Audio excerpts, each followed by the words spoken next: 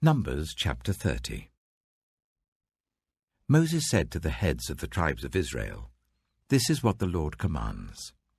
When a man makes a vow to the Lord or takes an oath to bind himself by a pledge, he must not break his word, but must do everything he said. When a young woman still living in her father's household makes a vow to the Lord or binds herself by a pledge, and her father hears about her vow or pledge, but says nothing to her, then all her vows and every pledge by which she bound herself will stand. But if her father forbids her when he hears about it, none of her vows or the pledges by which she bound herself will stand. The Lord will release her because her father has forbidden her. If she marries after she makes a vow, or after her lips utter a rash promise by which she binds herself, and her husband hears about it but says nothing to her, then her vows or the pledges by which she bound herself will stand. But if her husband forbids her when he hears about it, he nullifies the vow that binds her, or the rash promise by which she binds herself, and the Lord will release her. Any vow or obligation taken by a widow or divorced woman will be binding on her. If a woman living with her husband makes a vow or binds herself by a pledge under oath, and her husband hears about it but says nothing to her and does not forbid her, then all her vows or the pledges by which she bound herself will stand. But if her husband nullifies them when he hears about them, then none of the vows or pledges that came from her lips will stand. Her husband has nullified them, and the Lord will release her. Her husband may confirm or nullify any vow she makes or any sworn pledge to deny herself. But if her husband says nothing to her about it from day to day, then he confirms all her vows or the pledges binding on her. He confirms them by saying nothing to her when he hears about them. If, however, he nullifies them some time after he hears about them, then he must bear the consequences of her wrongdoing. These are the regulations the Lord gave Moses concerning relationships between a man and his wife, and between a father and his young daughter still living at home.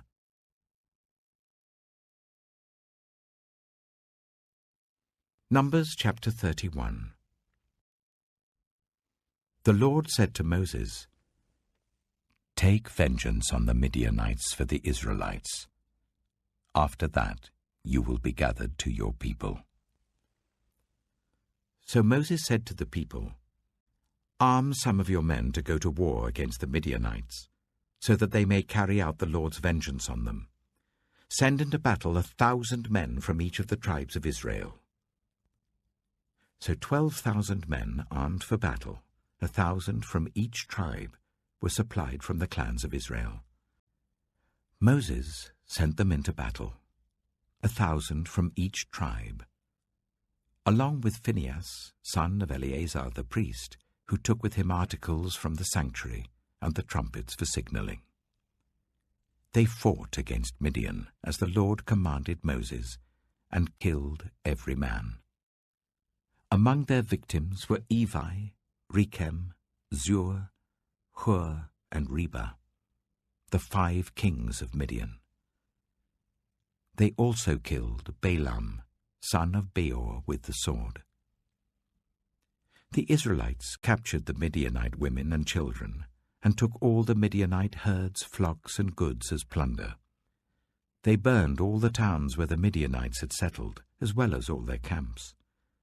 They took all the plunder and spoils, including the people and animals, and brought the captives, spoils, and plunder to Moses and Eleazar the priest, and the Israelite assembly at their camp on the plains of Moab, by the Jordan opposite Jericho.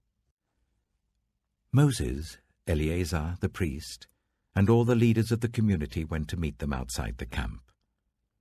Moses was angry with the officers of the army, the commanders of thousands and commanders of hundreds, who returned from the battle. "Have you allowed all the women to live?" he asked them. They were the ones who followed Balaam's advice and enticed the Israelites to be unfaithful to the Lord in the Peor incident, so that a plague struck the Lord's people. Now kill all the boys, and kill every woman who has slept with a man, but save for yourselves every girl who has never slept with a man. Anyone who has killed someone, or touched someone who was killed, must stay outside the camp 7 days. On the 3rd and 7th days, you must purify yourselves and your captives. Purify every garment as well as everything made of leather, goat hair, or wood. Then Eleazar the priest said to the soldiers who had gone into battle, "This is what is required by the law that the Lord gave Moses. Gold, silver, bronze, iron, tin, lead, and anything else that can withstand fire must be put through the fire, and then it will be clean. But it must also be purified with the water of cleansing. And whatever cannot withstand fire must be put through that water. On the 7th day wash your clothes, and you will be clean. Then you may come into the camp." The Lord said to Moses, "You and Eleazar the priest, and the family heads of the community, are to count all the people and animals that were captured. Divide the spoils equally between the soldiers who took part in the battle and the rest of the community. From the soldiers who fought in the battle, set apart as tribute for the Lord 1 out of every 500, whether people, cattle, donkeys, or sheep.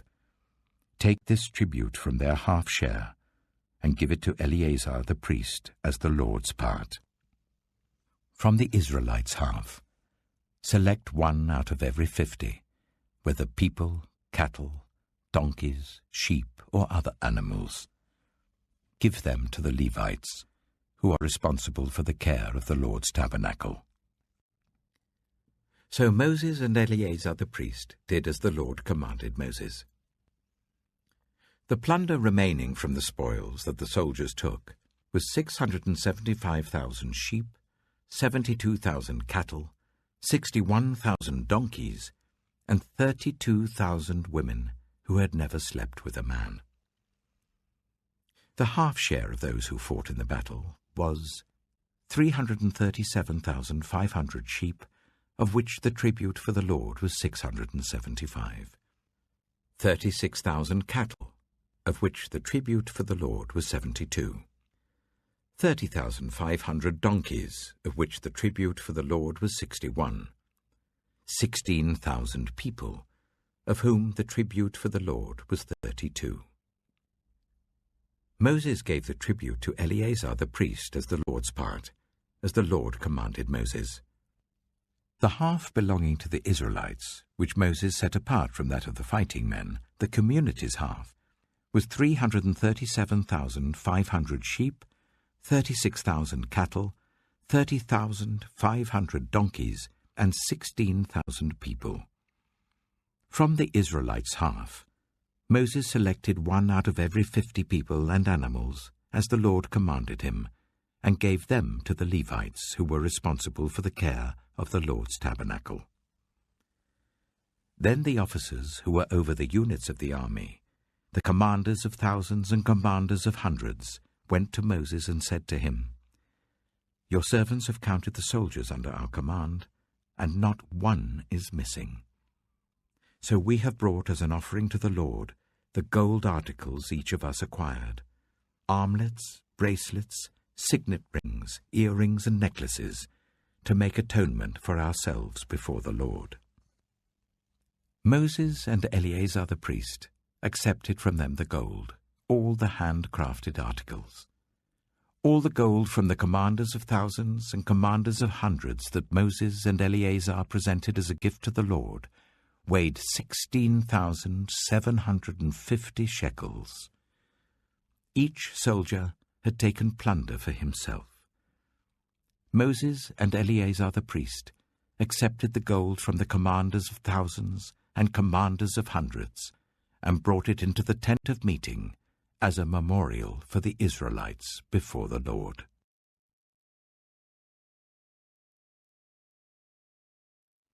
Numbers chapter 32. The Reubenites and Gadites, who had very large herds and flocks, saw that the lands of Jazer and Gilead were suitable for livestock, So they came to Moses and Eleazar the priest, and to the leaders of the community, and said, Ataroth, Dibon, Jazer, Nimrah, Heshbon, Elealeh, Sebam, Nebo, and Beon, the land the Lord subdued before the people of Israel, are suitable for livestock, and your servants have livestock. If we have found favor in your eyes, they said, let this land be given to your servants as our possession. Do not make us cross the Jordan. Moses said to the Gadites and Reubenites, Should your fellow Israelites go to war while you sit here? Why do you discourage the Israelites from crossing over into the land the Lord has given them? This is what your fathers did when I sent them from Kadesh Barnea to look over the land. After they went up to the valley of Eshcol and viewed the land, they discouraged the Israelites from entering the land the Lord had given them. The Lord's anger was aroused that day, and he swore this oath. Because they have not followed me wholeheartedly, not one of those who were 20 years old or more when they came up out of Egypt will see the land I promised on oath to Abraham, Isaac, and Jacob, not one, except Caleb, son of Jephunneh, the Kenizzite, and Joshua, son of Nun, for they followed the Lord wholeheartedly. The Lord's anger burned against Israel, and he made them wander in the wilderness for 40 years until the whole generation of those who had done evil in his sight was gone. And here you are, a brood of sinners, standing in the place of your fathers and making the Lord even more angry with Israel. If you turn away from following him, he will again leave all this people in the wilderness, and you will be the cause of their destruction. Then they came up to him and said, We would like to build pens here for our livestock and cities for our women and children. But we will arm ourselves for battle and go ahead of the Israelites until we have brought them to their place. Meanwhile, our women and children will live in fortified cities for protection from the inhabitants of the land. We will not return to our homes until each of the Israelites has received their inheritance. We will not receive any inheritance with them on the other side of the Jordan, because our inheritance has come to us on the east side of the Jordan. Then Moses said to them, If you will do this, if you will arm yourselves before the Lord for battle, and if all of you who are armed cross over the Jordan before the Lord until he has driven his enemies out before him, then when the land is subdued before the Lord, you may return and be free from your obligation to the Lord and to Israel, and this land will be your possession before the Lord. But if you fail to do this, you will be sinning against the Lord, and you may be sure that your sin will find you out. Build cities for your women and children, and pens for your flocks, but do what you have promised. The Gadites and Reubenites said to Moses, We, your servants, will do as our Lord commands. Our children and wives, our flocks and herds, will remain here in the cities of Gilead. But your servants, every man who is armed for battle, will cross over to fight before the Lord, just as our Lord says. Then Moses gave orders about them to Eleazar the priest and Joshua son of Nun, and to the family heads of the Israelite tribes. He said to them, If the Gadites and Reubenites, every man armed for battle, cross over the Jordan with you before the Lord, then when the land is subdued before you, you must give them the land of Gilead as their possession. But if they do not cross over with you armed, they must accept their possession with you in Canaan. The Gadites and Reubenites answered, Your servants will do what the Lord has said. We will cross over before the Lord into Canaan armed, but the property we inherit will be on this side of the Jordan. Then Moses gave to the Gadites, the Reubenites, and the half-tribe of Manasseh, son of Joseph, the kingdom of Sihon, king of the Amorites, and the kingdom of Og, king of Bashan, the whole land with its cities and the territory around them. The Gadites built up Dibon, Ataroth, Aroah, Atroth-Shophan, Jazer, Jogbedah, Beth-Nimrah, and Beth-Haran, as fortified cities, and built pens for their flocks. And the Reubenites rebuilt Heshbon, Elealeh, and Kiriathaim, as well as Nebo and Baal-meon. These names were changed. And Sibmah. They gave names to the cities they rebuilt. The descendants of Machir, son of Manasseh, went to Gilead, captured it, and drove out the Amorites who were there. So Moses gave Gilead to the Machirites, the descendants of Manasseh, and they settled there. Jair, a descendant of Manasseh, captured their settlements and called them Havoth-Jair. And Nobah captured Kenath and its surrounding settlements and called it Nobah after himself.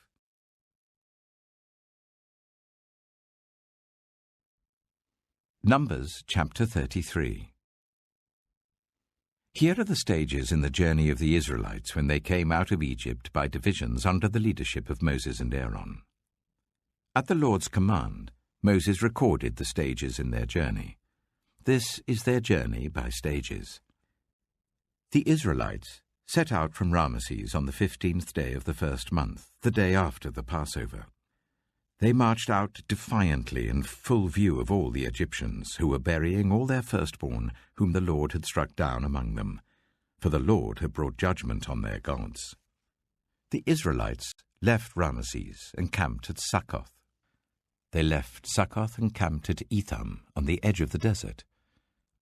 They left Etham and turned back to Pi-hahiroth, to the east of Baal-zephon, and camped near Migdol. They left Pi-hahiroth and passed through the sea into the desert, and when they had travelled for 3 days in the desert of Etham, they camped at Marah.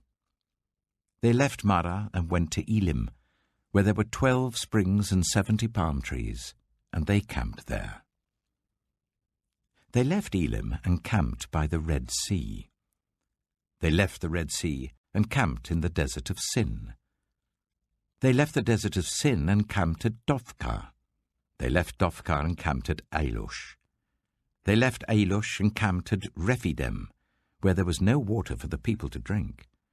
They left Rephidim and camped in the desert of Sinai.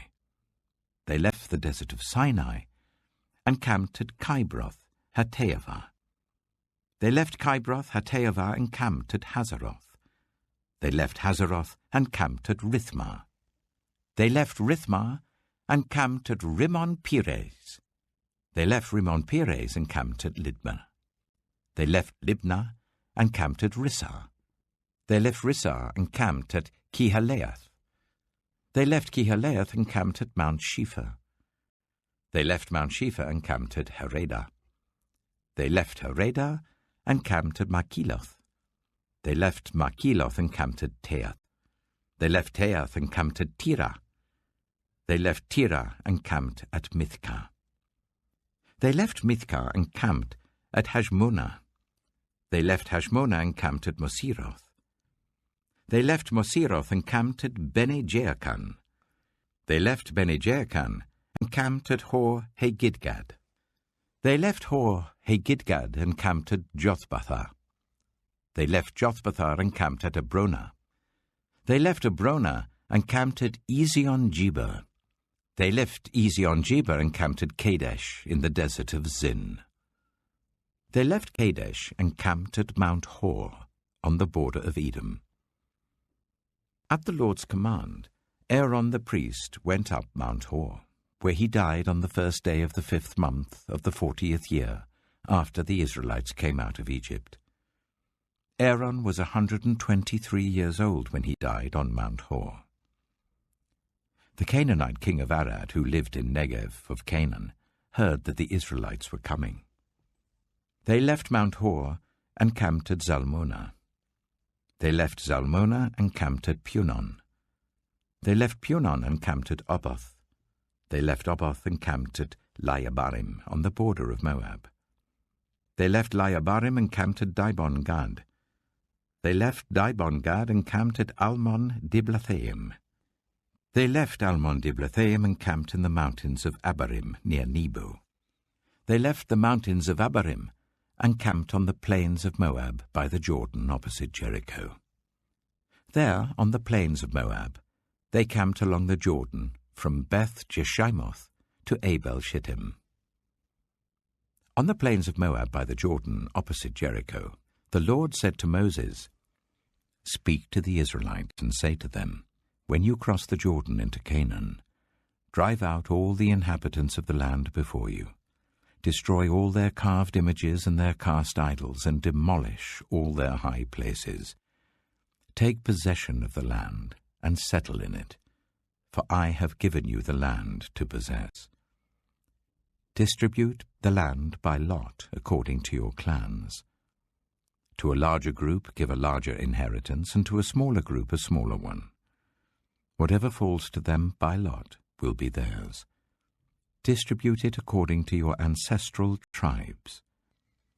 But if you do not drive out the inhabitants of the land, those you allow to remain will become barbs in your eyes and thorns in your sides. They will give you trouble in the land where you live, and then I will do to you what I plan to do to them."